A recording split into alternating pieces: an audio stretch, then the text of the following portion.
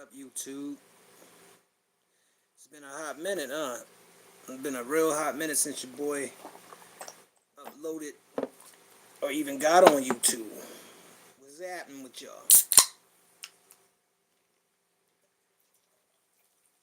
I don't expect a lot of people to be on because, like I said, I ain't been on YouTube in a minute.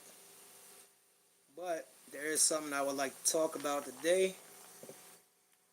Before I do that, if you are going to join, make sure you subscribe to the channel. And spread the word, because on this channel we're going to be using this channel a lot more for our new Roaches podcast. Yeah, we got a podcast that we got, me and my guy Dirty Phil, that we have created, and we've been doing it for about a year now, and we're gonna get that popping with you guys here shortly. But there's some information on that down in the description. I always get asked, what I'm smoking. So for y'all, black caviar. Smoking some black caviar. I never had it, but we're gonna try it tonight. So anyway,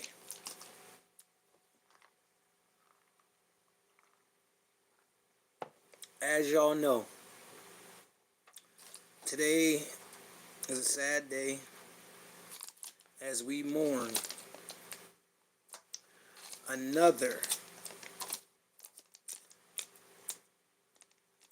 rapper, another artist in the industry. Someone who, in my opinion, was very, very, very, very talented. Who I would say is very underrated and basically birthed a lot of the artists that are in the game right now today. And that is Rich Homie Quan. So, as you know, Rich Homie Quan passed away today, a couple hours ago. And at this time, I'm up here harvesting some plants, cultivating, you know what I'm saying? And my man tells me, he comes over, is like, yo, Rich Homie died. And I'm like,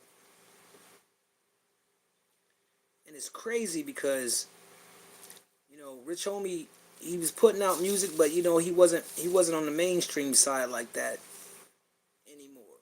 But he had one of the best songs that I have in my playlist that I've always played, and people would tell you I'm not making this video because jump on the bandwagon, but you'll see why I'm making this video. But the streets was one of the best songs that, to me, that Rich Homie Quan made. And to me, he birthed a lot of these rappers right now using auto-tune,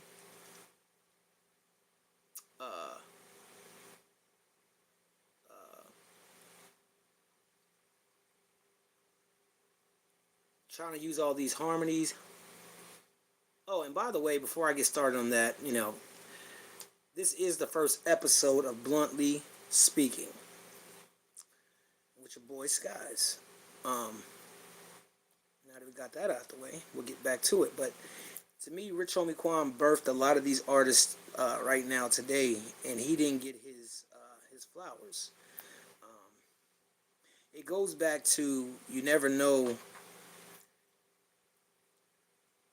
exactly what you have until you let it go.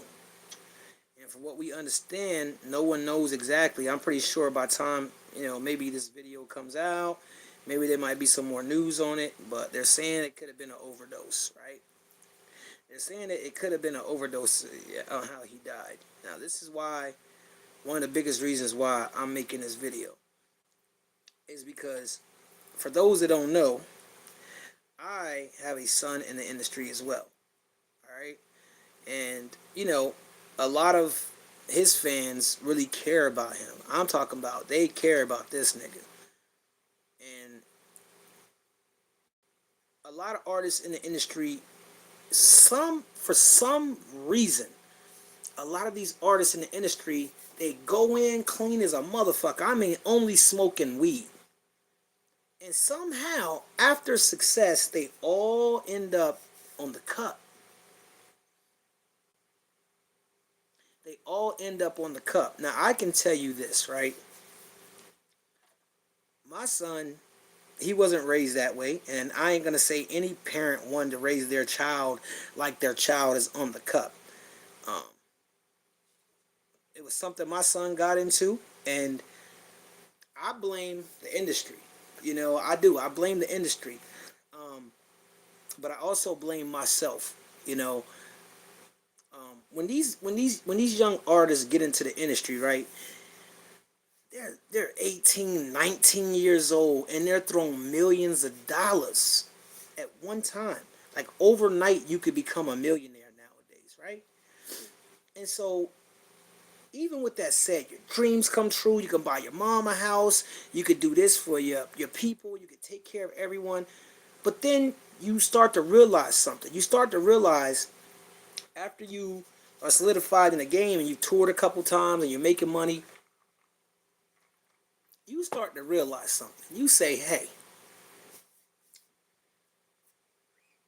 this shit is harder than what the fuck I thought. This is a lot.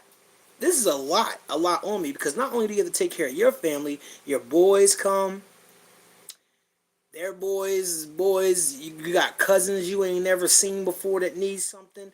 Someone's always asking you for something. And you, as an artist, got to deal with this all by yourself most of the time. Because the family's asking too. The dad's asking, the mom's asking, the grandparents are asking, the uncles, the nieces, the nephews, the brother-in-laws, all that. Everybody's asking you for money at this particular point. So then, what happens? What happens, right?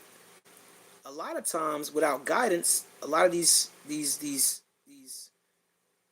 young men, young women, you know, they end up they need a pick me up. They need something to release the stress off of them. And what do? You got what? Perks.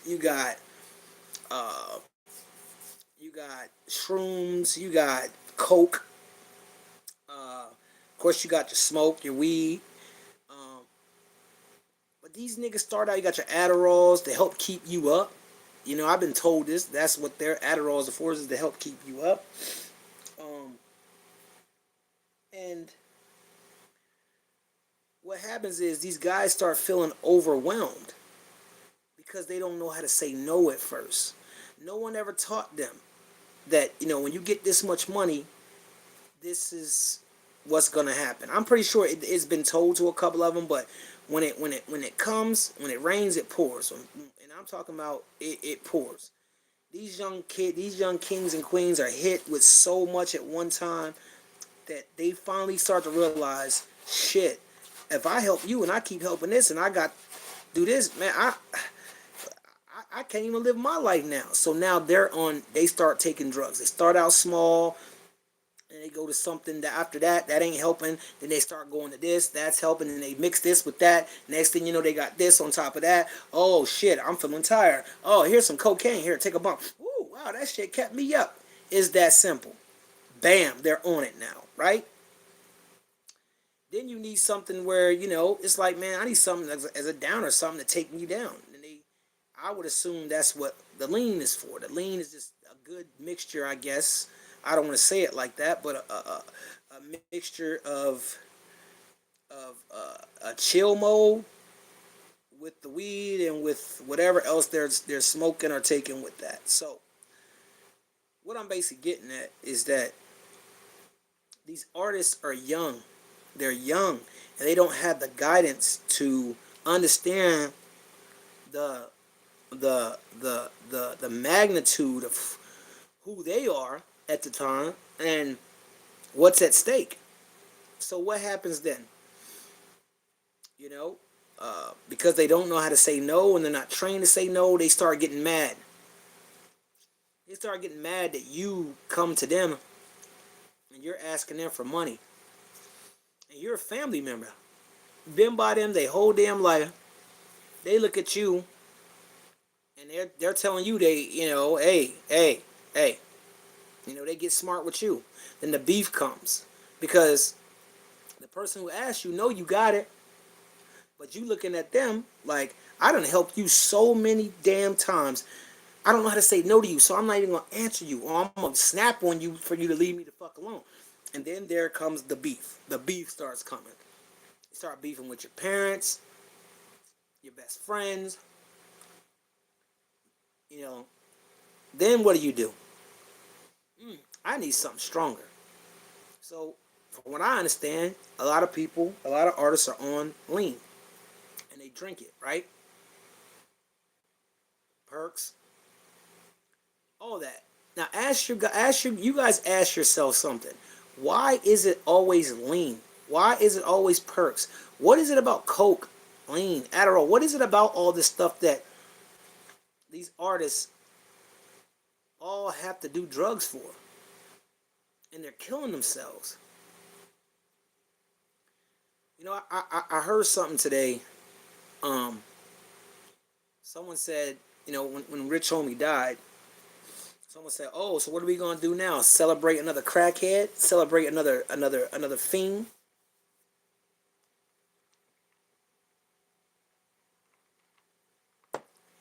And like another junkie? Is that what we're gonna do? Celebrate him? And I kind of took that to offense. So I shouted out like, "Hell yeah, we gonna celebrate him." You know why? Because it doesn't take away what Rich Homie Quan has done. The man was talented. The man birthed some. He made some dope ass records. He's talent. I mean, beyond to this day, Rich Homie Quan, he could have made a serious comeback because this music is in this era. He helped this era be who they are today. He's one of the OGs. But then you hear, people talking trash and everything, and it's like I kind of get it. I kind of understand what they were saying, but I took it to offense. So, but I'm open minded, and I said, they said, "Are we gonna celebrate another junkie?" And it's like, damn, when you start thinking about it, man, you start saying to yourself, why is all of our kings and queens dying over this shit? And they're calling themselves junkies. So, are we celebrating junkies when they pass away? Or are we celebrating what they created and laid out and left for us to enjoy while they're on their stairway to heaven? You know, I watch this shit. I talk to a lot of young men who used to be on the lean, who used to do it. And you know what they tell me? They say, "OG, I'm glad I got off the shit, OG. I'm just glad I got off of it because it does something to your brain. It makes you not be you. It makes you, it does some psyche shit to you. It fucks you up. Because, of course, we're not supposed to be sipping no codeine. We're not supposed to be doing that shit. That shit fucks up your liver. And, by the way, for all the dudes out there, all the young men, I got 3 young boys. They're my young boys. And I think they know it. They may know each other. I don't know. But they all said the same thing. OG, I stopped taking a lean because my shit don't work. My shit don't get up for my woman. My shit ain't working no more. So I gotta take Viagra for a while until I get my shit right again. Motherfuckers' eyes is red, stay permanently red and shit. These are long lasting effects from the lean. So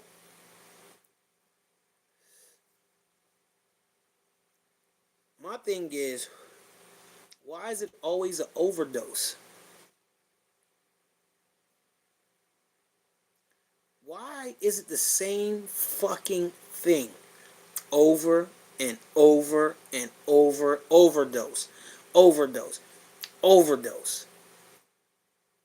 We're putting money into these young people's hands so they can go do this shit? Nah, nah. One of the biggest problems that I see and I'm going to tell you this because I've experienced this, is that have you ever noticed that no fathers get no credit? They may get a shout out here and there, but the moms get all the credit for everything these kids done did. The dads don't get nothing. They don't get a shot. We didn't do shit.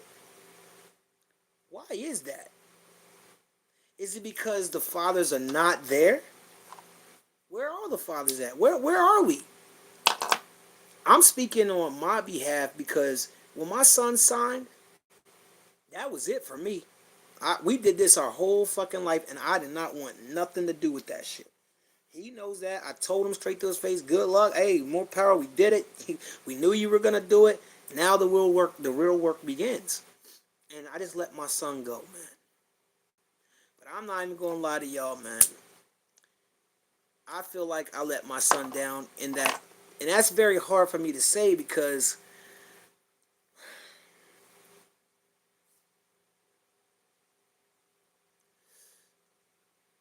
when I think about it, you see, I'm an alpha, right? And I'm one of them dads that, you know, I don't give a damn who's around. I mean, I learned my lesson from this. I'm not like this anymore, but I'm one of them dads who's really grounded, and you're not gonna disrespect me. I don't give a fuck if we in front of Jay-Z or not. You're not gonna disrespect me. I'm gonna let your ass know, you know. But it seems that a lot of the alphas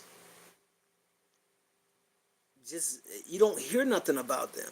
You don't hear anything about the dads. You don't hear anything about any of these niggas' dads. I mean, you don't even know what half these artists' dads look like. And if you do, they ain't saying shit.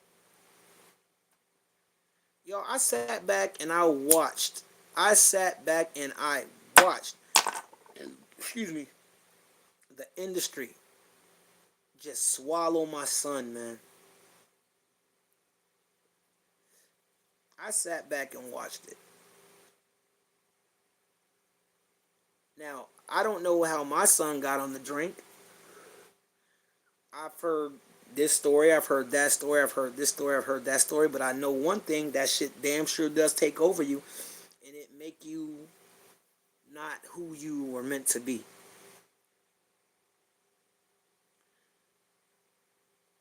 I just feel like, you know, it's just something about the industry, man, that makes these guys, makes these artists, these young kings and queens that ain't even living their lives out, took care of their family, made sure their family's good, right? But what about them? They ain't got, they're dead now. What did you do it for? What did you do all this for? And a lot of them, believe it or not, want to fucking die. They want to die. They just don't have the fucking heart to kill themselves. And why is that? Is it the industry? Is something going on in the industry that's making this fucking shit happen? I'm just being blunt with you, man. Are we celebrating junkies or are we celebrating the person, the MC, the artist?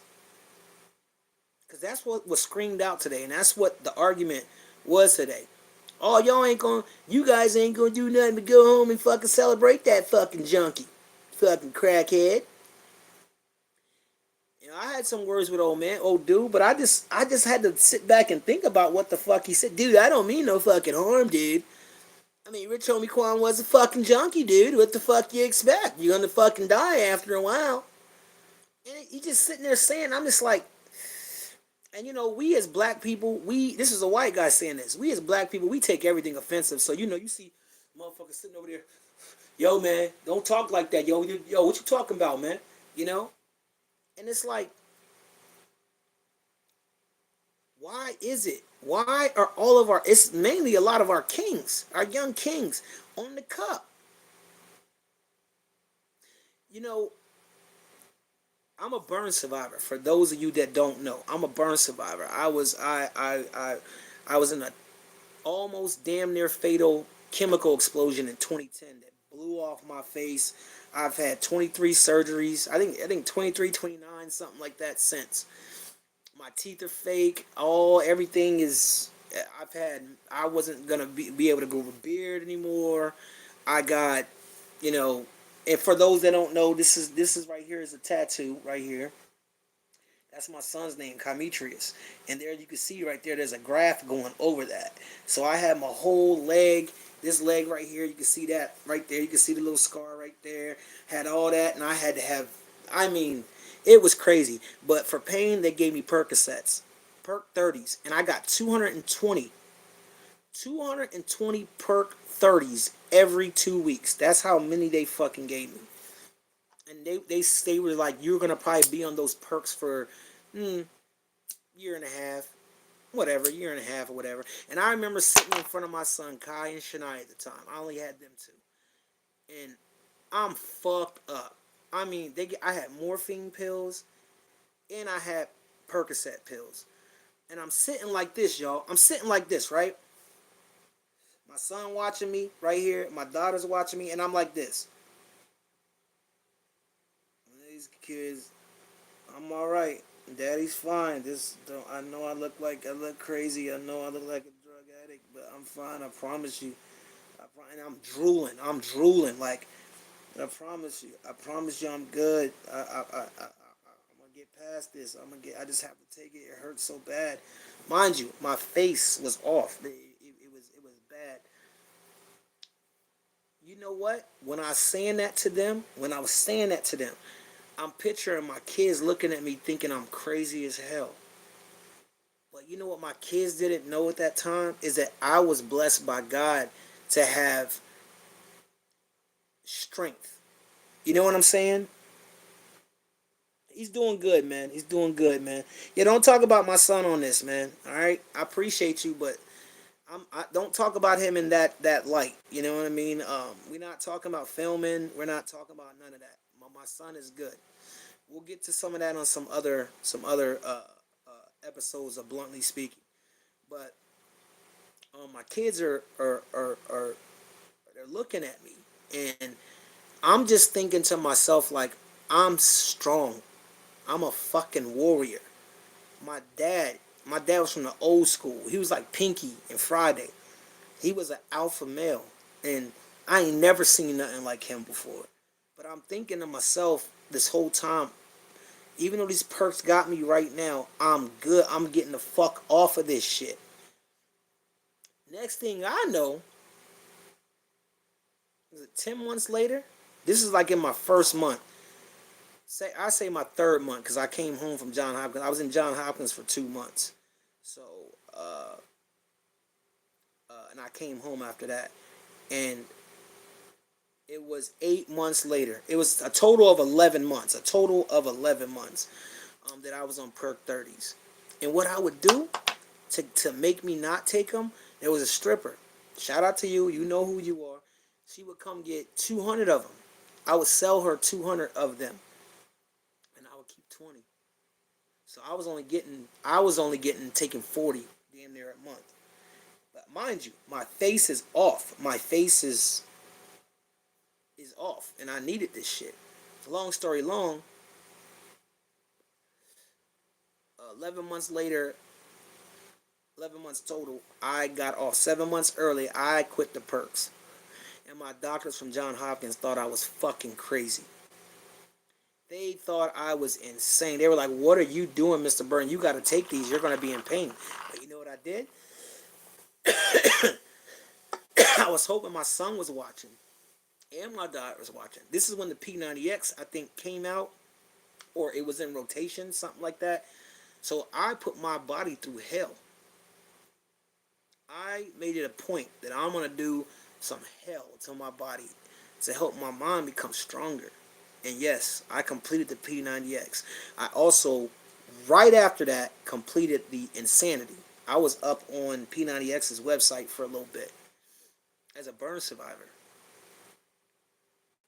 And my point to that is that I have the experience with being on the perks, and it was a good feeling. It was a good feeling. I mean, I remember when I was laying in John Hopkins, and I swear before the needle even touched my damn arm, before the needle even touched my arm with the morphine, I was like, oh God, I want some more, give me more. So I know what it's like. Shout out to you, Chato Gaming. Shout out to you, bro. Um, but I was like, I want some more. So I have some experience with knowing what it is to be on Percocets. It's not an easy thing to get over. And I'm not saying that. I'm not saying that it's easy, but what I am saying is it's a demon that you got to fight with all your might. Me, the reason why they were so worried about me is because I actually quit cold turkey. I one day the stripper came over and I gave her all of them, and I quit cold turkey. And I haven't had I was never addicted to them. I never had a afterwards had a you know I mean the first couple of nights you're like, oh God, what am I gonna do? But I had the weed, I had the smoke, so I was good. But I'm saying that because I know what it's like to get off of certain things. Now, I don't know what Rich Homie Quan died from, but when they say overdose, you can only probably think about heroin or lean, which is the liquid heroin, for what I understand. You know what I mean? Um, but it just fucks me up that all of our artists, a lot of our artists are dying from the same damn thing, man. If they ain't getting shot, it's drugs. You know, back in the day, for all you young people, the artist used to be the dealer.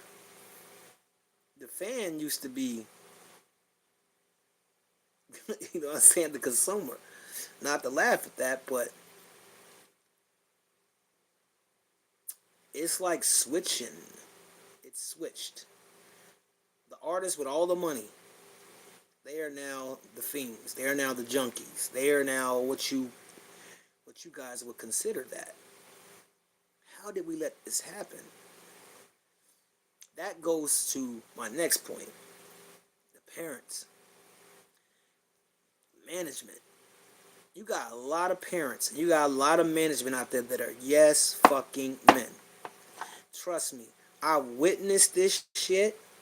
I've seen this shit, and I felt I'm just gonna I fall back from it all. I just fell back. I've seen some shit with my own eyes, and I'm like, wow.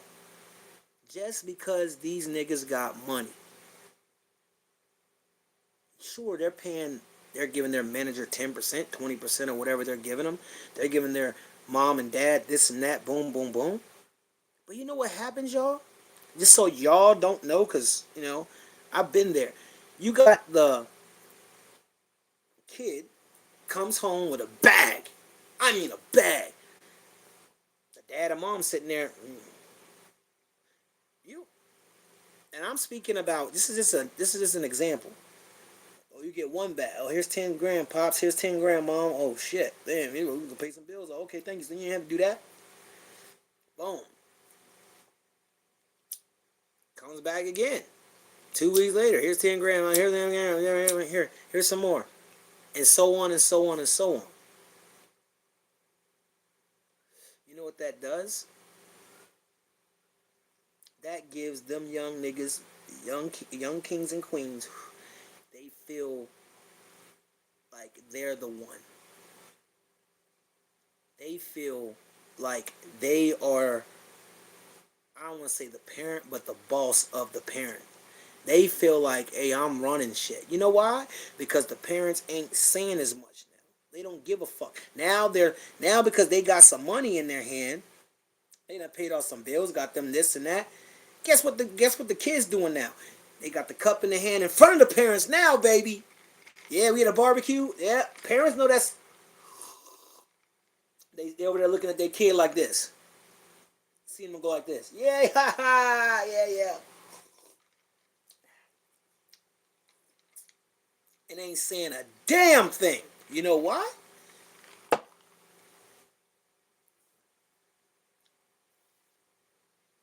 That ain't the only reason.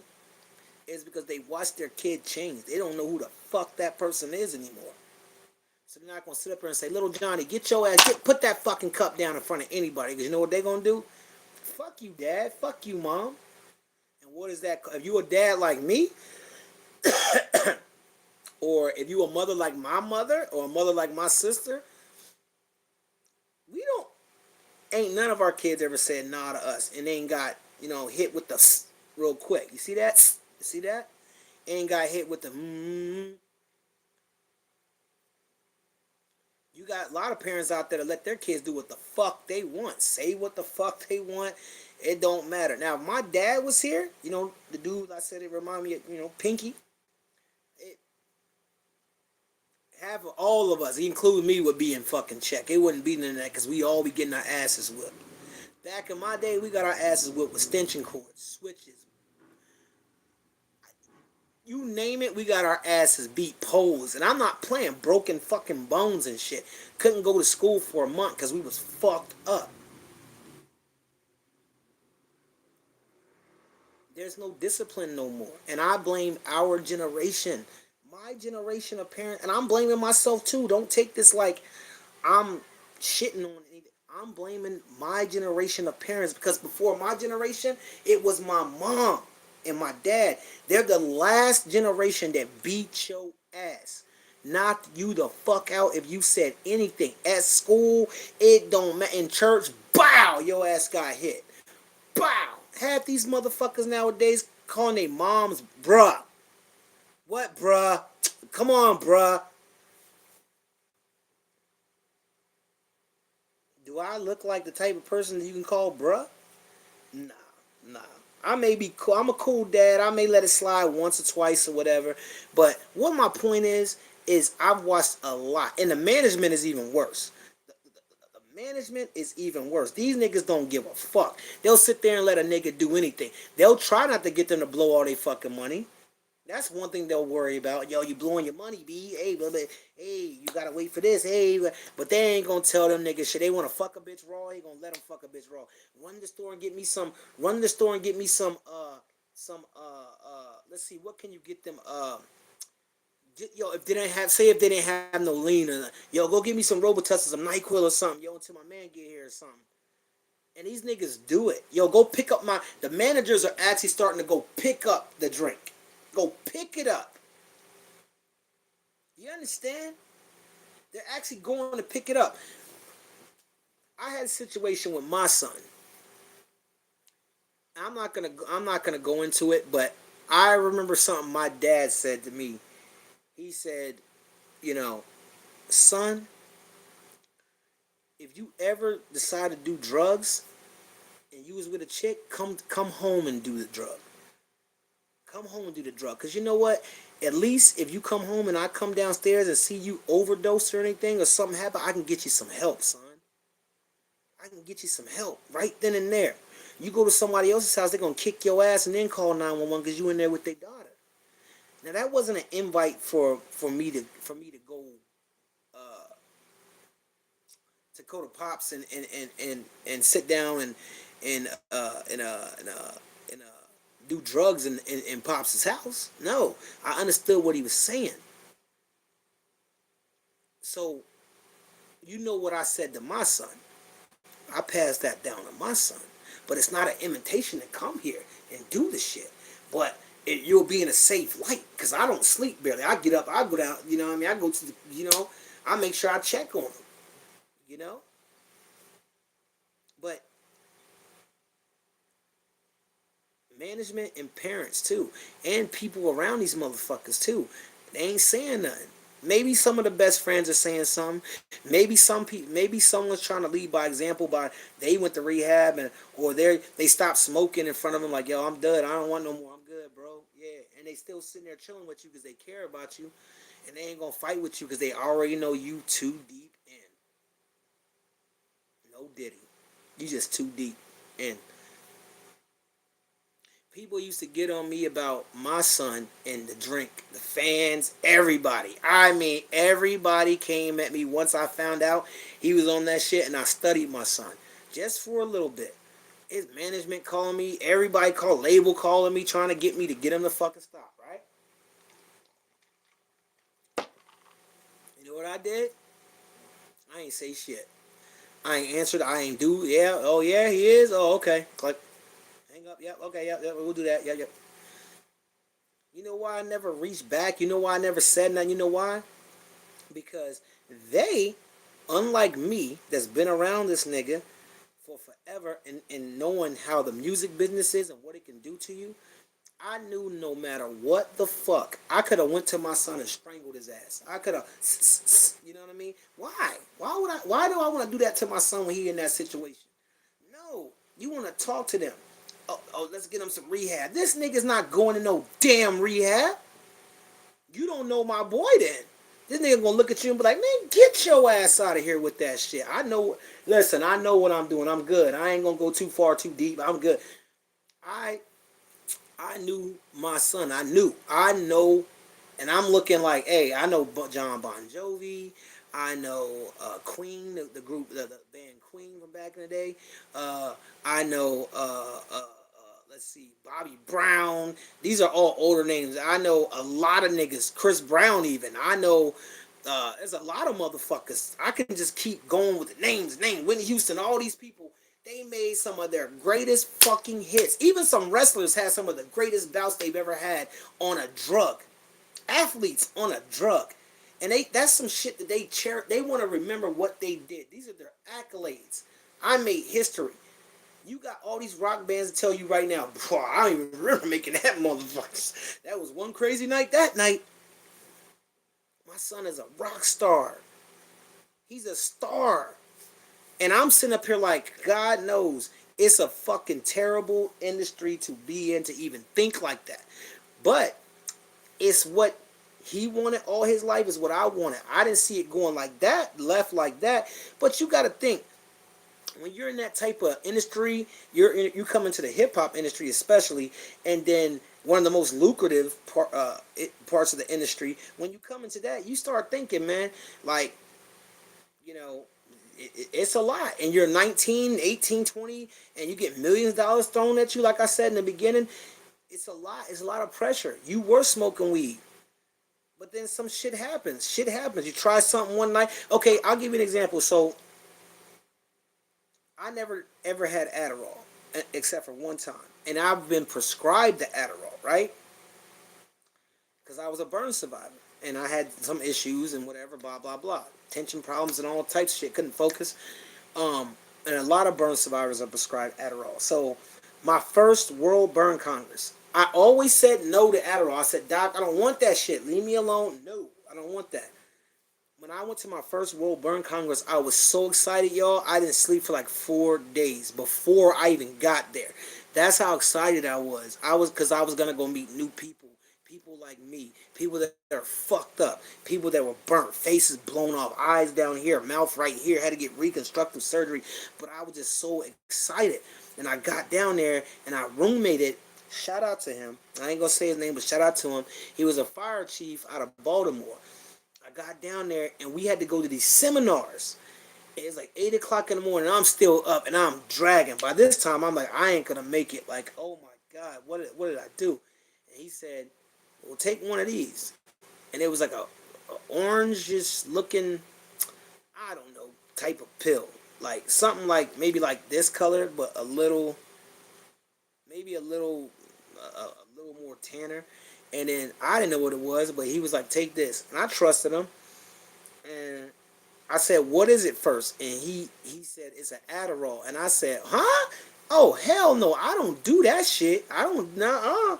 And he's like, nah, come on, brother. Just go ahead and trust me. I ain't gonna, I was prescribed these. I'm pretty sure they offered you some too. And I'm like, yeah. He's like, trust me. The way you looking right now, you need one. I was like, nah. So he broke it and gave me, like, I guess like 15. So as soon as I took that shit, man, it was like 3 minutes later. I'm sitting there like, boom, boom, boom, boom, boom. Like, what the hell? Oh shit! I stayed up like another 2 days, man. I ain't even lying to you. It was like it was about a good almost week. I got a little bit of sleep, but a week I was up. That shit had me on cloud nine, y'all, and I'm telling you, it was one of the best days of my life. It gave me all the energy I needed. And I'm thinking to myself, damn, my doctors actually prescribed this shit for me. And I can go get this shit when I get back. Shit.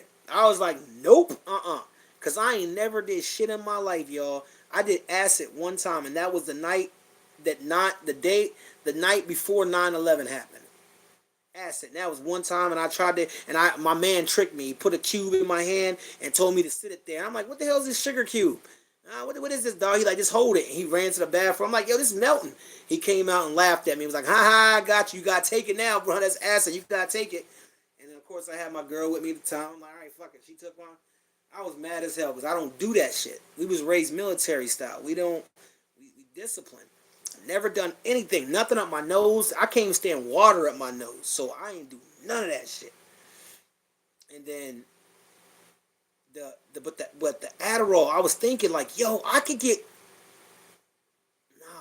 nope, So I stayed away from the Adderall. That was it. I didn't want no more. It was one of the greatest experiences of my life. So I know how easy it is to get hooked on something.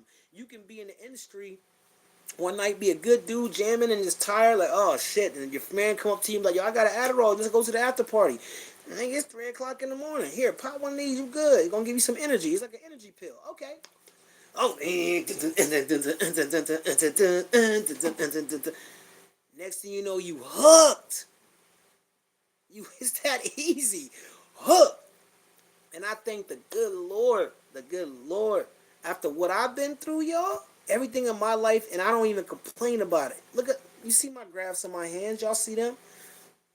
You see these? I got grafts all over, face blown up. After what I've been through, dog, I should be smoking some heroin crack. That's crack and heroin. I should be a crazy motherfucker after what I've been through. I got my dad's heart, man. And I just pray that my heart is a little stronger than my dad's so I live long and that I live to see my grandson walk across the stage and graduate. Then that's when I can plop over and die. You know? I just don't know what it is. What do y'all think it is? You know what I'm saying? Just leave it in the comments. Let me know what y'all think it is. You know, what do y'all think about the yes men parents, the yes men management? Because it'd be a lot of you motherfuckers, man. And like I said, I'm one of the motherfuckers. I blame myself for my part in... I mean, you can't control what your kids are gonna do. None of us raise our kids to grow up to be on drugs, alright? My mom didn't raise us to smoke weed. She say that all the time. My mom did not understand weed at all. She didn't raise us that way, so I smoke weed. And my mom don't really approve of it, but she deal with it. You know what I mean? I even got to the point to where my son would have a cup in front of me, and I'm just looking at him like, that's your choice, nigga. You're grown. You know? You sad to see it, but you just like, but you know when you speak to them, and I get what a lot of parents probably gonna say. Well, at least you tried. At least you tried this, and I know my son. I'm not gonna waste my time. I'm not gonna waste my. I just look at him. He'll know. Cause my son look down. He know like, oh man, I want to be like this in front of Pop. It is what it is, man. You know, but I just want to say to the parents of Rich Homie Quan that I am so terribly sorry this happened and this happened this way. And man, was he a talented young man. Man, was he talented. And I say young because he was only 34. And I'm 45, and and his music uplifted me. I was certain songs, his voice, man, his voice is amazing. You know, YNW Melly, to me, him and YNW Melly had distinct voices like Pop Smoke, and they just forever. it's like forever. They could just do something forever and it will never get old. And it's like, man, it's another dope ass young artist gone.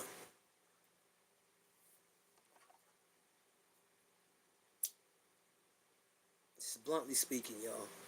Bluntly speaking. But anyway, subscribe to the channel. Like I said, we got our Roaches podcast coming.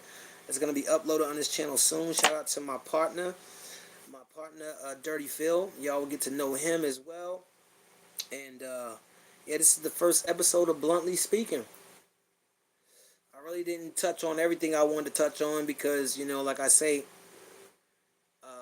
I got things to do, but I haven't used this channel in a long time, and we got a decent amount of subscribers on here, so we're gonna get back to it. Shout out, who is that?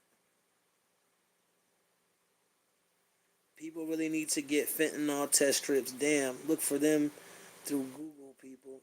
All right, people. Yeah, you right, yo.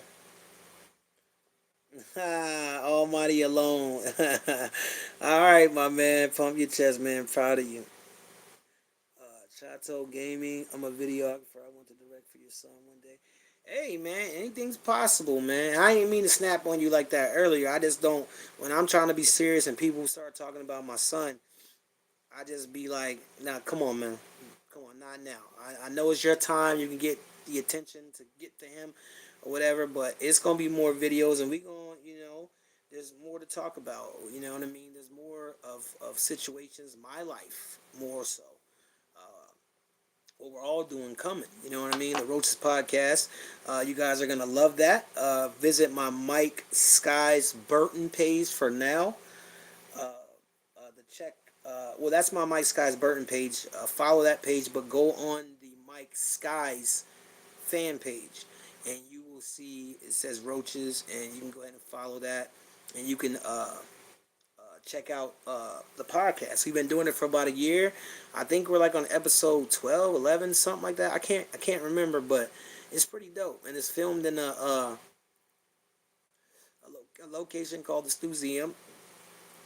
You can only imagine what that is. Studio, museum, euphoria. Shout out to my man Dirty Phil, man. Shout out to my family. Shout out to my kids. Yeah, and thank y'all for tuning in. You know what I mean? Like I say, we're gonna get more people back on. We're gonna get this channel pumped up, and we're gonna see what we can do with it, man. You know. And I'm just doing this because it's a natural thing to do, man. I feel young at heart, even though I got an old soul. But I want to tap in with y'all and keep y'all updated on some of the things, and I want to be blunt about it. You know what I mean? And once again, they asked what I was speaking. I mean, what I was smoking. I was smoking black caviar today. We're going to be smoking something different every time we talk to y'all. Just like we're doing the Roaches podcast. Y'all go check my man Dirty Phil out on his page. Dirty Phil on Instagram. And I think it's Dustin Schillenberg on Facebook. Check him out. That's my partner who will be behind everything. He's behind the engineering of it, putting it together and all that. But yeah, we got the Roaches podcast. And, I want to thank y'all for tuning in. And once again, condolences to Rich Homie Quan. I'm trying to see, did anybody else pass?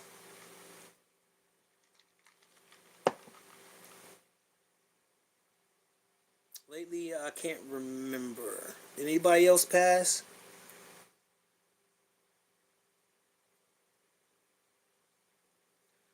Yeah, that's my boy, Chief. Yeah, I already know.